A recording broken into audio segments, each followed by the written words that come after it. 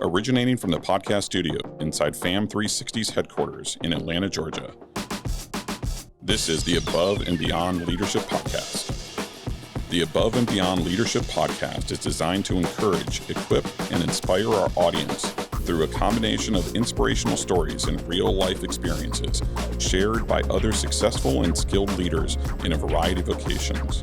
We hope that the Above and Beyond Leadership Podcast empowers each one of us to step out, step up, and ultimately thrive as leaders. Now here's our host, Mr. Matt Maloney. Welcome back to another episode of the Above and Beyond Leadership Podcast. I am your host, Matt Maloney. Today is another episode for solo time. It's just me, nobody else. Hopefully you don't get bored. So today, it's a continuation of our last episode where I talked about some basic leadership principles, the origins of leadership, what leadership is and is not, the history and evolution of this concept, this idea, this mythical thing that we can't really touch and feel, but we can kind of describe, called leadership. We talked about core leadership principles of today, how this evolution has happened. And as I talked about last episode, over time, leadership evolves just like anything. And so some of the things that are most important today and impactful may be different than yesterday. Although there are a few common elements that remain the same.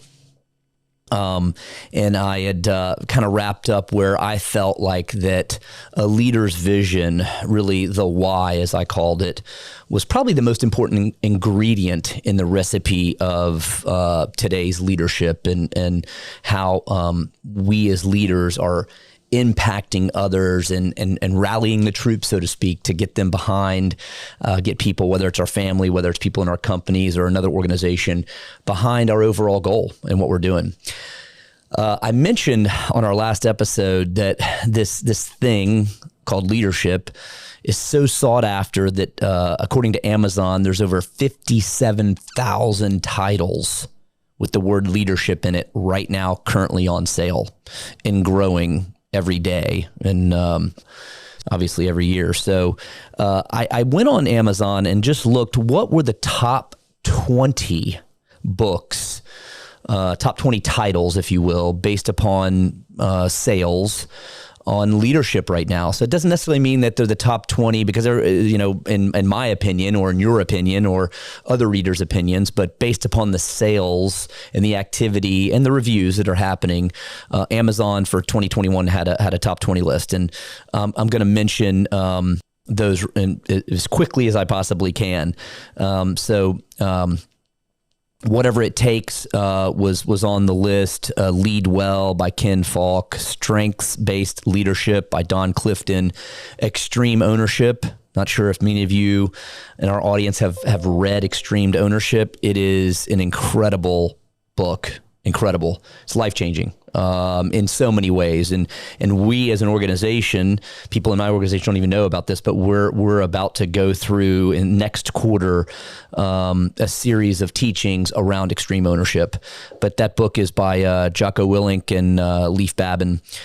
Start with why. I talked about why and why being the most important, in my opinion, the why being the most important ingredient in the leadership recipe. And that book is by Simon Sinek. Lincoln on Leadership by Don Phillips kind of demonstrates some of the principles and ideas that Abraham Lincoln had and talks about President Lincoln. Remote Leadership by David Patcher. That one's kind of interesting. I want to read that. The 5 a.m. Club by Raman Sharma. HBRs or Harvard Business Reviews on Leadership, which I have read that book a couple of times by Peter Drucker. His Truth is Marching On by John Meacham and the late great John Lewis. Leaders Eat Last, Simon Sinek. She Thinks Like a Boss. Is that James Rodell? I think that's right. I may have that author wrong. I apologize. From Ordinary to Extraordinary by Thomas Henderson. The Art of Caring Leadership. I've read excerpts from this by Heather Younger. Really, really good book. From Supervisor to Super Leader by Shanda Miller. HBRs or Harvard Business Reviews on Women in Leadership by Herminia Ibarra. Learning Leadership by James Kozes and Barry Posner. Quiet by Susan Cain. Have not read that. Seems interesting. Talks about introverts in a world of loudness and highly talkative people, and how to lead from a position of being quiet. Power by Richard Green, and Atlas of the Heart by Brene Brown. One of my favorite authors, Brene Brown. So those are the top 20 books. Some of those I've read, some of those I've read little excerpts from, and some we're planning to read. So if you don't know those titles, haven't read those, I suggest going on Amazon or whatever your favorite book delivery method is today, and ordering those, or ordering at least one of them. So today I want to talk a little bit about two books. And I mentioned on my last podcast episode, two books that I'm currently reading. One I've read before and I'm rereading again. And the other one I just received from I ordered it off of Amazon, but I happen to know the author personally, not super well, but personally spent some time with him, went on a retreat with him and a bunch of other guys that he works with. And his son was also part of that retreat. So the two books we're going to talk about today are Great by Choice by Jim Collins and Morton Hansen. It was published in 2011. And the second book is Smart Leadership by Mark Miller and CFA Publishing. It was put out this year. In fact, it just went on sale probably in the last 60 days. But both of these books on leadership are primarily focused on business principles, leadership in the workplace, how to scale your impact within your business. But a lot of the principles are also usable. They're relevant in our personal lives as well. And we're going to spend a little more time on Great by Choice by Jim Collins. I'm still getting through, in full transparency, still getting through Smart Leadership by Mark Miller, but it's really, Mark has been so impactful. And Mark, if you're listening, I hope you're listening. Your books have been so impactful for me as a father, as a leader in my business, and how the concepts that I've learned from some of your books that you've written in the past and the one that I'm reading now, and how they're transferable. These concepts and these styles and principles of leadership are transferable in and out of my business and in and out of my personal life. So we're going to start with kind of unpacking Great by Choice by Jim Collins and Morton Hansen. So if you don't know who Jim Collins is, he's probably one of the most foremost thought about authors out there on leadership principles, leadership development, research. His research is incredible. He goes incredibly deep on his research about organizations that have just been great organizations and that have thrived over an extended period of time. So if you don't know who Jim Collins is, you should do your research and check him out, particularly on leadership. And one of the core principles about this book that I'm gonna that I took away again from this is that, and I think intuitively we all know about this, but it's not about the environment. It's about the people. Your organization, your company, whatever your organization is, really its success hinges on the people, and making sure that your organization gets the right kind of people who are the right fit for your organization. There's not one type of person who is always successful in every organization and in every position within each organization. So the people is one of the most important things. And so as we unpack Great by Choice, we're going to hear concepts called 10X leadership, the 20-mile march, this theme called Level 5 Ambition, this character trait of individuals, of leaders, and around this level 5 ambition are three kind of legs to the triangle: fanatic discipline, productive paranoia, and empirical creativity.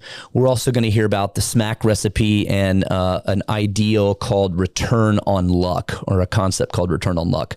So as we dig in, we'll start with 10Xers, because the book, early in the book, starts out with this concept of 10Xers. What is a 10Xer? And I actually talked about this at a leadership training seminar that I had just a couple of weeks ago with about 30 or 40 of our people, our leaders within our company at different levels of management. And I mentioned about 10X organizations and how if we look at the next 3 to 5 years, we're aiming to be a 10X organization. So what does that mean? So Collins and his team shortlisted 20,400 companies, or approximately 20,400 companies, and filtered through 11 rounds of cuts. He went through, just loads of data and information. And he arrived at 7 organizations that over a 15-year period, these 7 companies, as compared to their other peers, outpaced their peers. And not just outpaced them, these companies grew at least 10 times over that 15-year period. Those companies, and you can read it in the book, but those companies are Amgen, Biomet, Intel, Microsoft, Progressive Insurance, Southwest Airlines, and Stryker. And he uses a story. Jim and Morton use a story about, he talks about the companies, but then he uses a story about 2 adventure men and their teams who in 1911, I think it was, they ventured to the South Pole. And I won't go into all the details of that story, but although the weather conditions, the environment, the time frame in which the 2 teams had to get to the North Pole and back to their base was the same, one team succeeded, and they succeeded almost to the day. In fact, I think it was to the day that they projected that they would make it to the South Pole and then come back to their base. And the other team failed. And unfortunately, they failed in a big way because they perished, and they found their bodies several days later about, I think it was like just 8 miles south or short of where they needed to be. And within that, Jim unpacks some of the ideas about how the team that succeeded and the leader of that team really possessed, 3 key things: fanatic discipline, productive paranoia, and empirical creativity. And so next, I want to kind of talk a little bit about that. On fanatic discipline, organizations that, well, first of all, let's back up. Fanatic discipline is kind of what it sounds like, right? It's having a disciplined, on both sides of the line, positive and negative, but having a discipline to be consistent at whatever it is that we're trying to accomplish in our business, and not getting ahead of ourselves when things are going really well, and obviously staying at pace when things are we're struggling.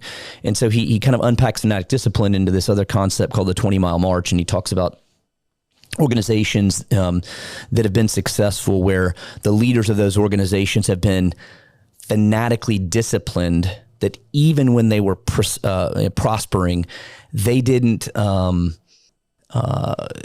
push the envelope to do more.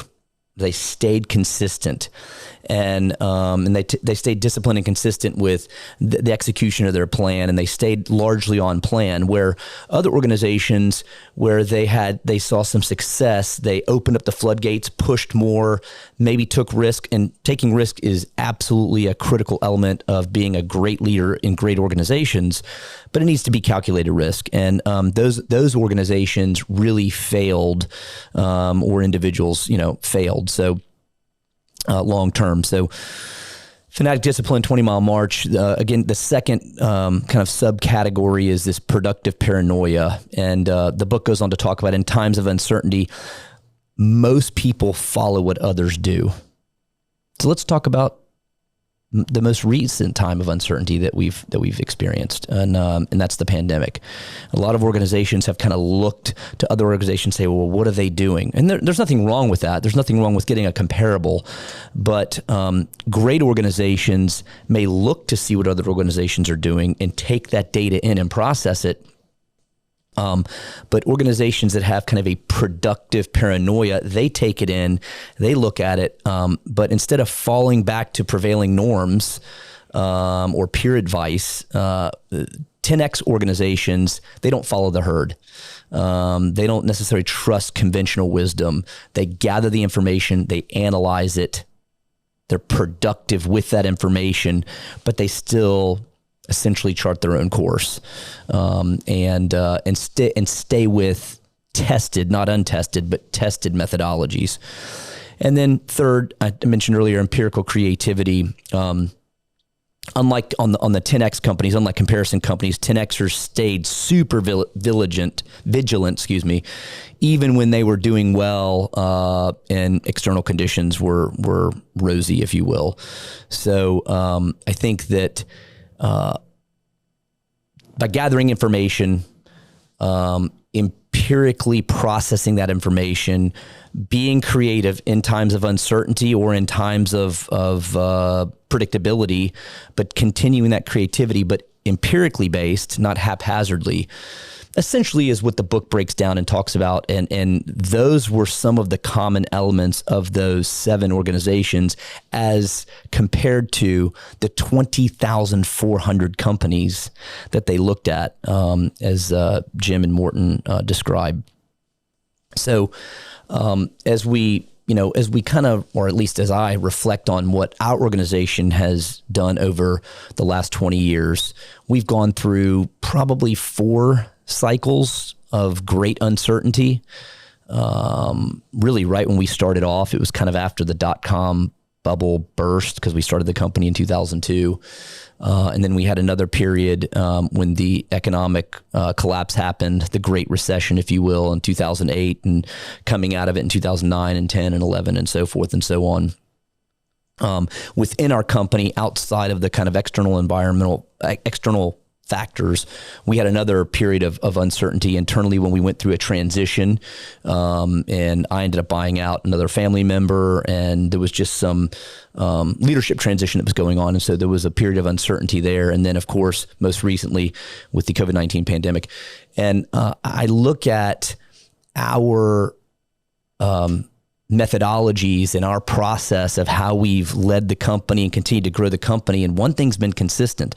We've been vigilant about not trying to take on too much risk. We take risk on, but it's calculated risk, and but we've also maintained our whole methodology of being diversified. Our organization has always been a diversified organization, and for us, whether it was by luck or by design, it's served us very well throughout these periods of uncertainty. So we've had certain parts of our business suffer, like during the pandemic. We had other parts of our business grow. I mean, we hired over 75, almost 80 people in the midst of the pandemic in 2020. So while a lot of our counterparts were being hurt, we were growing, and it was because of the diversification we had. We were shrinking in certain areas of our business, but in other areas we were growing, and I was very, very thankful for that. So again, whether it's by luck, the grace of God, or some design that we had, I don't know, but perhaps a little all three, perhaps. So, Great by Choice is the book by Jim Collins, Morton Hansen. Again, just sharing a few key principles from it. If you haven't read it, go to Amazon or whatever your book supplier of choice is, and order the book. So we're going to move into another book, Smart Leadership. And I mentioned that I'm still in the midst of reading this book right now. Smart Leadership by Mark Miller. It says 4 simple choices to scale your impact. And I mentioned earlier about Mark and how, for me personally, he is inspired me in a lot of ways that he doesn't even know about. Maybe he's just learning about him for the first time, but he's inspired me in so many ways to scale my impact, both in my organization and again, through his books, but also through some time that I'd got to spend with him and just, learn from him. And then, but also scale my impact with my family. So arguably there's no other author that's challenged me to scale my impact, more than Mark Miller on that front. So quick background on Mark. And I mentioned this earlier. I went on a retreat with him and some other business leaders, including his son, who is the head of a nonprofit called Care for AIDS, a great organization.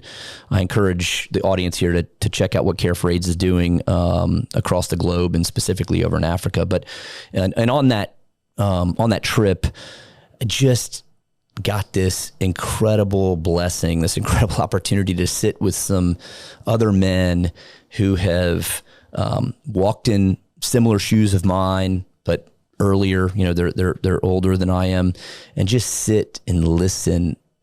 Even in some of the basic conversations, I was able to extract little wisdom nuggets or wisdom acorns, as I like to call them, through those discussions. So it's been a pleasure to read some of his books that he's written, having the opportunity to have also know him on a personal level. So Smart Leadership is his latest business essentials leadership book. His prior books that I've read are Win the Heart and Chestnut Checkers. If you don't know Mark Miller, you can go check out Win the Heart and Chestnut Checkers by Mark. But again, his latest book, Smart Leadership, 4 simple choices to scale your impact. So the central theme to the 4 principles are, confront reality, grow capacity, fuel your curiosity, and create change. And I'm not going to go into those details because we're a little short on time, but I did want to share some quotes with you from each of those sections of the book. So confront reality, John Maxwell, your success will be determined by those closest to you. I think as leaders, we all have to examine first, as I like to say, ourselves, the person in the mirror, but then examine who are the people that are closest to us. When you were a kid, you probably heard your mother say, look, if you roll around with dogs, you're going to get fleas, right? I still use that with my children today. And I look at, not so much in the success realm with my children, but certainly in business, we as leaders want to identify the best and the brightest for our organization. It doesn't mean that there's not someone else who's better at something or brighter than the person that we choose, but I think there's a right fit for the right type of person in each organization and within each level of each organization. And so, I love that your successes will be determined by those closest to you. I really like that. Grow your capacity. Henry Ford was quoted in this part of the book as saying, there is no man living who isn't capable of doing more than he thinks. That's true. There's no man living who isn't capable of doing more than he thinks. I think about this all the time. I talk about this all the time with our team. We are only hampered in our success and in our growth by what our mind tells us. Now, of course, there can be environmental factors, as we talked about from Great by Choice. But if we stay the course and we're persistent on what we're doing and we have a good plan in place, really we're only limited by what's in our mind. So again, the third concept, fuel your curiosity. Albert Einstein, I have no special talents. I'm only passionately curious, right? And I think especially as visionary leaders, growth-oriented or transformational leaders, we have to be curious. We have to be curious about where things are heading, like economically or environmentally, and then and research that and understand that, and then help drive and shape where we're going to go as organizations and as leaders. So I really like that Albert Einstein quote. And then last, create change. And the quote in that section of the book was by Peter Drucker, and it says, the best way to predict the future is to create it. That's probably one of my favorite quotes of all time. We in some respects, we create our own future within our organizations and within our families and the choices we make. We have free will, right? So we can use that, and that free will ultimately determines really some of the outcomes of what's next. So again, Mark draws from these 4 concepts from a wide research base, from all his years of experience as an executive with Chick-fil-A Corporation and other organizations. But ultimately, The book is there to help leaders inspire us and to scale and promote our impact. So we are over time at this point, so I'm going to wrap it up. Listeners in podcast land, thank you for joining us today. I hope that you'll join us on our next podcast. Tune in for future episodes as really I get the opportunity to learn, and hopefully you get to learn as well from some of the most talented and inspirational people that I have the distinct pleasure of knowing. So as we close, I want to close with this quote: "Do what you feel in your heart to be right, for you'll be criticized anyways." Eleanor Roosevelt, for a former First Lady of the United States. It's true. I think, for me at least, as a leader, I'm oftentimes concerned or scared that the choice I'm going to make, the decision I'm going to make, the call to action I'm going to lay out for our team, that it's going to be criticized. And sometimes I try to tweak it and get it perfect, but perfection prevents progress. I'm sure you've heard that. And that's one of the things that I struggle with, but working on every day. So until next time, I wish you well as you aim to continue to go above and beyond. Thanks, guys.